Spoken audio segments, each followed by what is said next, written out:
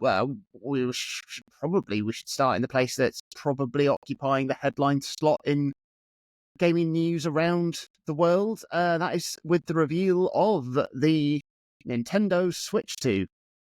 Oh, excited. Are you? Absolutely. Yeah, that was easy, wasn't it? Yeah, there we go. I mean, there's really not much to say about what's been revealed about the Switch 2 because we knew 99% of it already from all of the leaky leaks in the industry kitchen. And I don't think there's any concrete reveals in this reveal video that came as any sort of surprise at all. Even like the tease of mouse functionality of the Joy-Cons is something we'd already heard a rumbling of, and obviously haven't even had confirmation of it. The seeming confirmation for Mario Kart 9 is something that's also been all but confirmed too. I like the look of the console. I think it's smart and sleek and looks less toy-like than the original Switch, even though the little fold-out kickstand looks a bit flimsy. But I like the idea of like the clickable mag-safe Joy-Cons, especially as someone who had to fork out to repair the sliding Joy-Con slide slot on my OLED Switch fairly recently. Mouse functionality could be cool, but I mean, I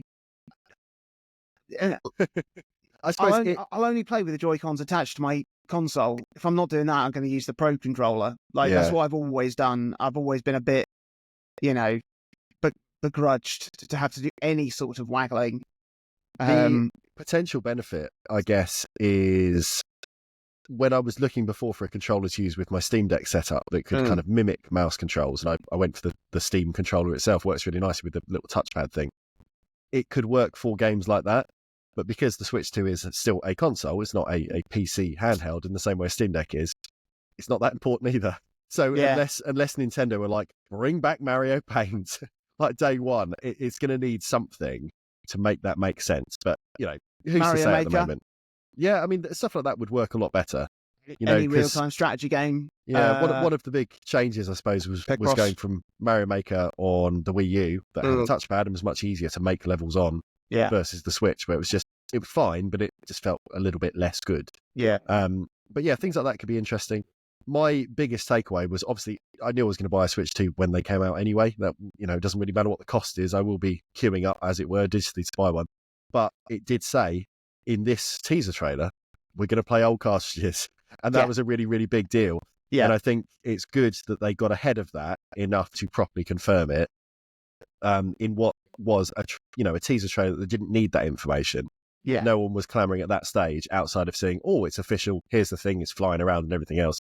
To actually have the only page of information was just to say, like, "Don't worry, lads. Yeah. The games on your shelf are going to work unless it's something like Ring Fit Adventure where you need to have it wrapped around your leg."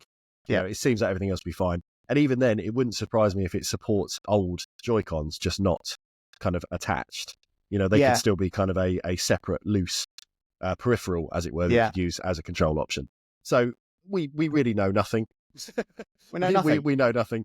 And it's not until April the 2nd, I think, is the big direct that will announce it properly. It's sensible that they pushed that a day later than what they could have done. That just would have been chaos, wouldn't it? Absolute chaos. Lean into it, bung it on April 1st. Although because of that... Who was it that did that just shadow dropped something on April 1st, not as an April Fool's joke, but it just... I can't remember. That is something though, wasn't there? There was like a weirdly vivid memory, and it was a gaming-related thing, and it was the first, but I don't recall. I can't think what it was. I don't know. But it does mean, because the direct is on the 2nd, we'll have a lot of fake news come out on the 1st as potential leaks for the 2nd. That is a very good point, so actually. I would recommend anyone interested in the Switch just log off for a day. Yeah. just turn up to the proper video and just be done with it. Yeah.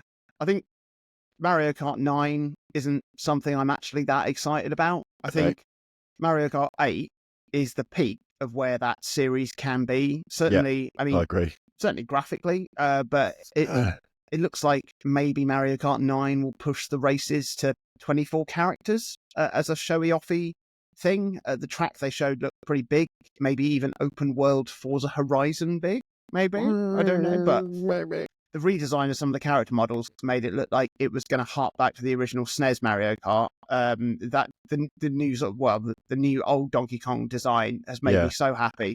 I absolutely love that. I've got Big to fat oaf, Donkey Kong. I love it. But unless they've like really got something to set it apart from Mario Kart 8 that is enticing, I'm not going to be overly excited. Obviously, I'll pick it up at launch if it is a launch title, which probably will be.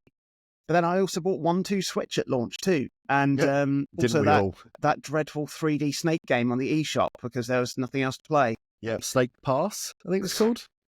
Snake Pass? It was barely Snake Pass, Paul. Roll on April and the proper reveal, says I.